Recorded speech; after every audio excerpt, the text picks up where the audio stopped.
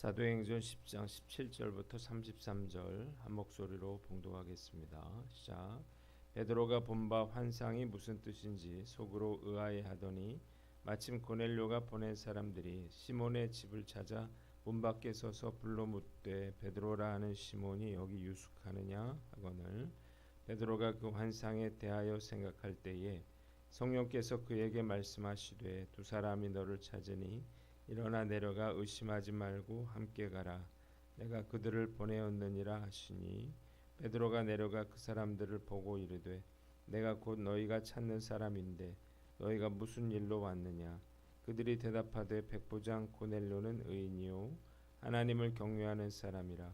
유대 온 족속이 칭찬하더니 그가 거룩한 천사의 지시를 받아 당신을 그 집으로 청하여 말을 들으려 하느니라 한데 베드로가 불러들여 유숙하게 하니라. 이튿날 일어나 그들과 함께 갈새 요바에서 온 어떤 형제들도 함께 가니라.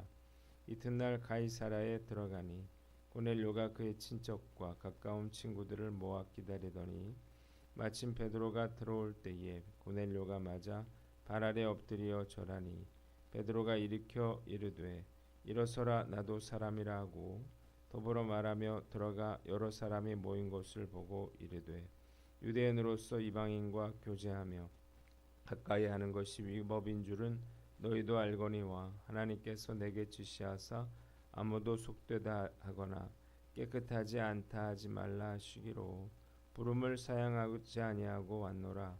묻노니 무슨 일로 나를 불렀느냐. 고넬료가 이르되 내가 나흘 전 이맘때까지 내 집에서 제 구시 기도를 하는데 갑자기 한 사람이 빛난 옷을 입고 내 앞에 서서 말하되 고넬료야 하나님이 내 기도를 들으시고 내 구제를 기억하셨으니 사람을 요바에 보내어 베드로라 하는 시몬을 청하라. 그가 바닷가 무두장이 시몬의 집에 유숙하느니라 하시기로 내가 곧 당신에게 사람을 보내었는데 오셨으니 잘하였나이다. 이제 우리는 주께서 당신에게 명하신 모든 것을 듣고자 하여 다 하나님 앞에 있나이다. 아멘. 오늘은 사도행전 10장 말씀을 가지고 신념과 신분을 내려놓고 이런 제목으로 묵상 나눔하도록 하겠습니다. 먼저 17절로 23절 말씀 19절에 보니까 베드로가 그 환상에 대하여 생각할 때에 성령께서 그에게 말씀하시되 그랬습니다. 환상을 본 후에 베드로가 그 환상의 의미에 대해서 생각하고 있는데 마침 고넬료가 보낸 사람들이 문 앞에 와서 베드로를 찾았습니다. 베드로가 다시 환상에 대해서 곰곰이 생각하고 있는데 성령께서 그에게 3명의 사람들이 찾아올 것이니 의심하지 말고 그들을 따라가라 이렇게 말씀하십니다. 베드로가 그들에게 무슨 일로 왔느냐 이렇게 물었더니 그들은 자신들은 고넬료라고 하는 백부장이 보낸 사람이라면서 먼저 고넬료가 의로운 사람이고 하나님을 경외하는 사람이고 그 지역의 유대인들에게 크게 존경을 받고 있는 그런 사람이라 이렇게 소개를 해요. 그리고 그가 베드로를 모셔다가 말씀을 들으라고 하는 천사의 지시를 받았다는 것입니다. 베드로는 일단 그들을 집에서 묵게 한 후에 이튿날 몇 명의 성도와 함께 그들을 따라서 가이사라로 가게 됩니다. 본문이 우리에게 주는 교훈이 있는데 성령의 인도하심을 구하라는 것입니다. 한번 따라해 봅시다. 성령의 인도하심을 구하라. 고넬료가 보낸 사람들이 자신을 찾아왔을 때 베드로는 자신이 어떻게 행동해야 할지를 성령의 인도하심을 구했습니다. 그를 잡아가려고 하는 그런 음모일 수도 있잖아요.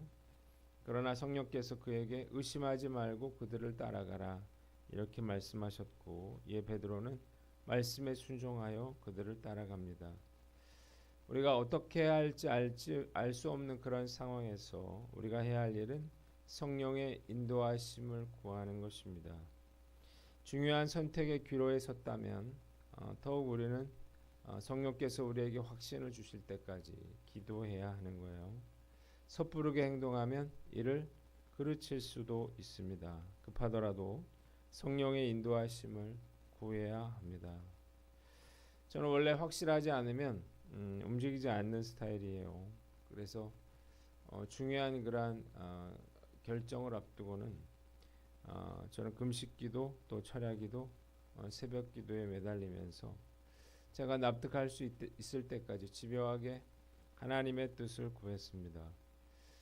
힘든 거는 참을 수 있었지만 이게 아니었나 보다고 하는 그런 후회하는 마음은 참을 수 없었기 때문입니다.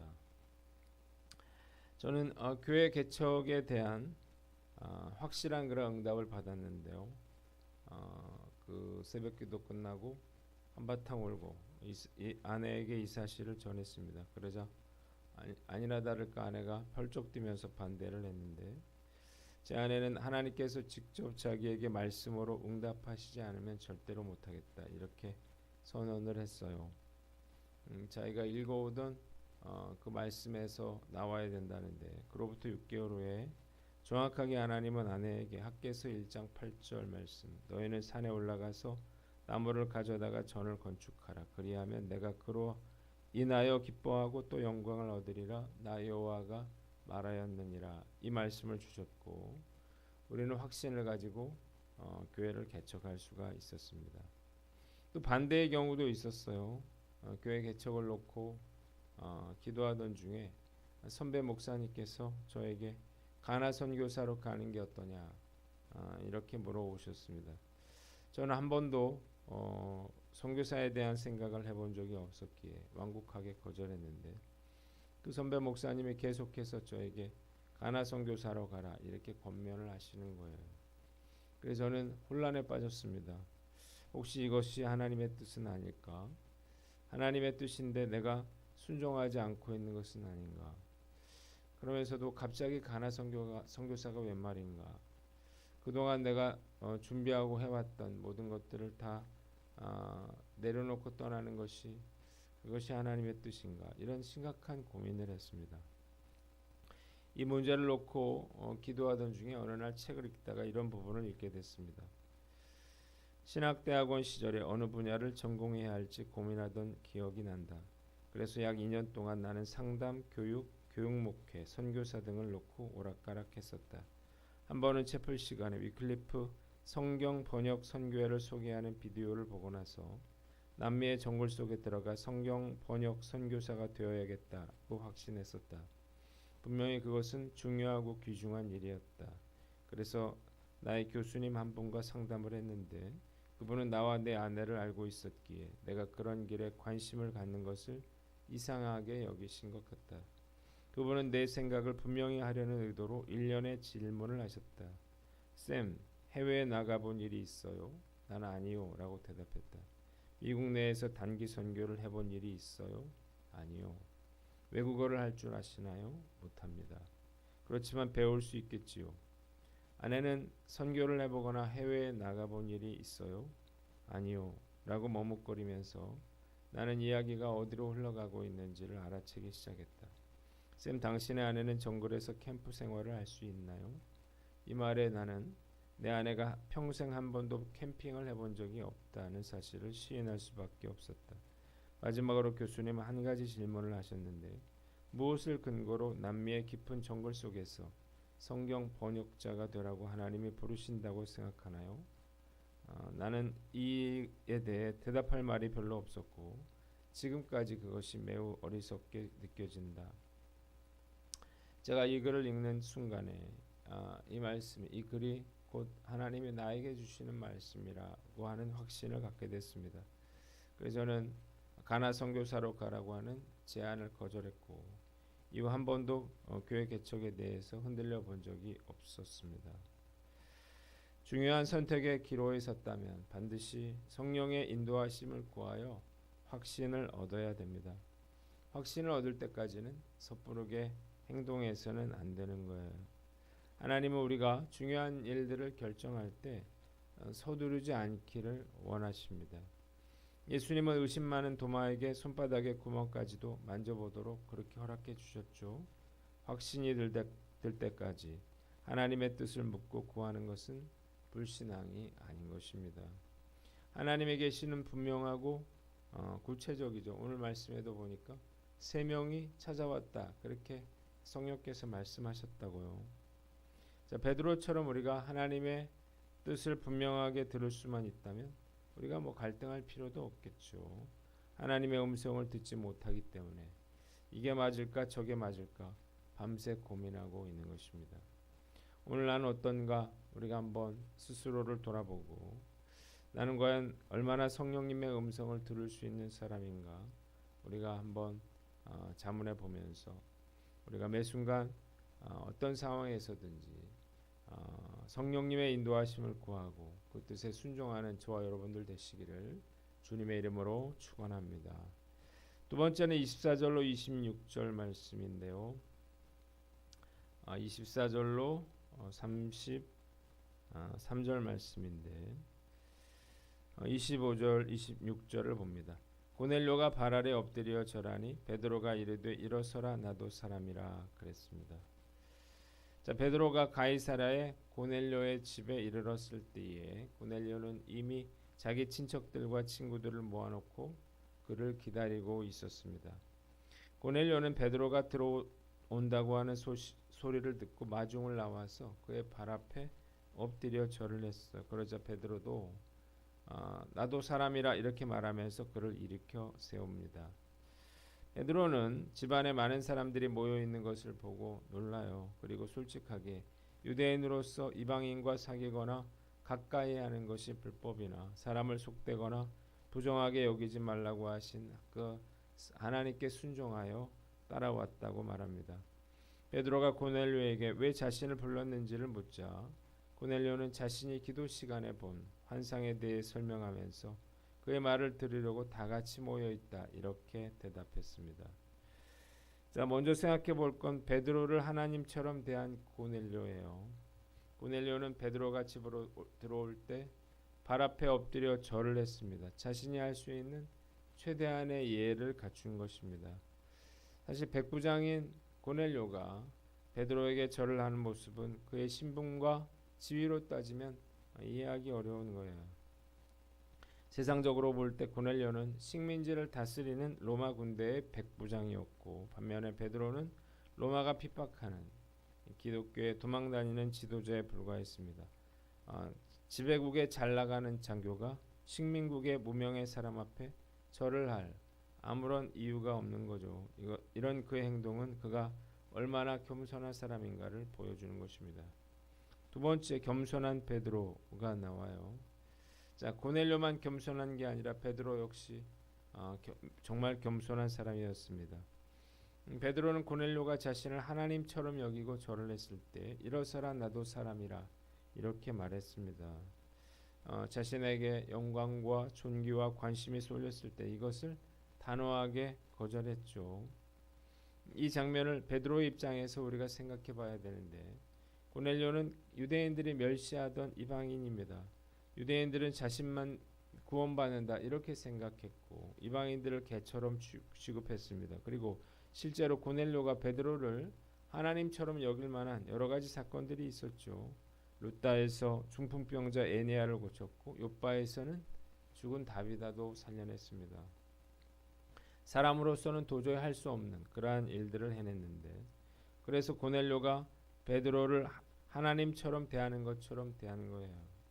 그런데 이걸 단호하게 거절한 것입니다. 자신이 하나님의 복음을 전달하는 심부름꾼에 불과하다고 하는 사실을 그는 너무나 잘 알고 있었던 것입니다. 본문이 주는 교훈이 있는데 첫째로 겸손한 사람이 되라는 것입니다. 한번 따라 봅시다. 겸손한 사람이 되라. 자, 본문에서 우리는 위대한 인격과 인격의 만남을 봅니다. 대부분의 사람들은 높은 자리에 오르거나 돈을 많이 벌거나 권력이 생기거나 큰 일을 하면 스스로를 특별한 사람이라 생각하면서 특별한 대우를 받으려고 그래요. 그러나 고넬료나 베드로는 달랐습니다. 이런 유혹을 거절하고 겸손하게 자신을 낮춥니다. 세례 요한은 그가 전파하여 가로되 나보다 능력 많으신 이가 내 뒤에 오시나니 나는 굽혀 그의 신들매를 풀기도 감당치 못하겠노라 이렇게 말했어요. 자기를 왕의 자리에서 내리고 그 자리에 하나님을 앉게 하는 것이 바로 겸손이고 낮아지는 거죠. 익은 벼가 고개를 숙이는 것처럼 진짜 위대한 사람은 겸손할 줄 아는 것입니다. 어떤 분이 이 사람들하고는 수준이 안 맞아서 못 어울리겠다라고 하는 말을 들은 적이 있는데, 이를 보고 속으로 맞다, 당신은 그들보다 못한 수준이다, 이런 생각을 했습니다. 진짜 큰 자가 되려면 우리가 겸손할 줄 알아야 됩니다. 천국에서 가장 큰 자는 어린아이와 같은 자라고 예수님 말씀하셨어요. 오늘 말씀 앞에서 나는 어떤가 생각해 봅니다. 나이를 이만큼이나 먹었는데 아직도 겸손해지기가 쉽지 않아요. 어떻게 해야 될까요? 평소에 우리가 겸손을 끊임없이 연습해야 하는 거예요. 우리가 열심히 우리가 겸손을 연습해서 주님 앞에 설 때쯤에는 흉내라도 낼 수 있는 저와 여러분들 되시기를 주님의 이름으로 축원합니다. 마지막으로 영적 권위를 인정하라는 것입니다. 한번 따라 봅시다. 영적 권위를 인정하라. 자, 33절 고넬료는 베드로에게 우리가 주께서 당신에게 명하신 것을 듣고자 다 하나님 앞에 있다, 이렇게 말하고 있습니다. 베드로를 하나님처럼 대한 거죠. 백부장이 이렇게 행동한 이유가 뭔가? 고넬료는 베드로가 하나님이 보내주신 하나님의 대언자라고 믿고 있기 때문입니다. 지위가 높고 권력을 가진 고넬료가 베드로의 영적 권위를 인정하는 모습은 참으로 아름다워 보입니다. 제가 매우 싫어하는 것 중에 하나는 권위주의입니다. 그래서 저는 그 권위적이지 않기 위해서 매우 노력하는 편인데요. 그러나 권위는 권위주의와 다른 것입니다. 권위주의는 배격해야 되지만 권위 자체는 부정해서는 안 되는 거예요. 왜냐하면 권위라고 하는 것은 하나님께로부터 나오는 것이기 때문입니다. 권위주의의 폐해가 심각했던 예전과는 달리 요즘에는 오히려 권위가 땅에 떨어지는 것이 문제가 되고 있습니다. 나라의 공권력이 무시당하고 학생들이 선생님들을 무시하고 가정에서도 부모의 권위가 땅에 떨어졌어요. 자, 국민들은 하나님께서 세운 그러한 위정자들을 인정하고 또 공권력을 존중하고 또 직장인들도 함부로 상사를 욕하거나 도전해서는 안 됩니다. 학생은 선생님을 존경하고 따라야 하고 가정에서는 부모의 권위가 인정돼야 하는 것입니다. 교회도 마찬가지죠. 성도들은 목회자들의 영적 권위를 인정하고 존중해 주어야 하는 것입니다. 성도들이 목회자를 존경하고 그 권위를 인정하는 것은 목회자들이 하나님의 말씀을 전하는 자들이기 때문이에요. 한국교회는 성도들이 목회자들의 권위를 인정하고 섬겨주는 좋은 전통이 있는데 앞으로도 계속해서 이어지기를 소망해 봅니다. 저 역시 나이와 신분에 상관없이 하나님께서 주시는 권위를 인정하고 서로 존중하며 살아가도록 다짐해 봅니다. 기도하겠습니다. 주여, 성령의 인도하심을 구하며 겸손히 섬기는 자가 되게 하여 주시옵소서.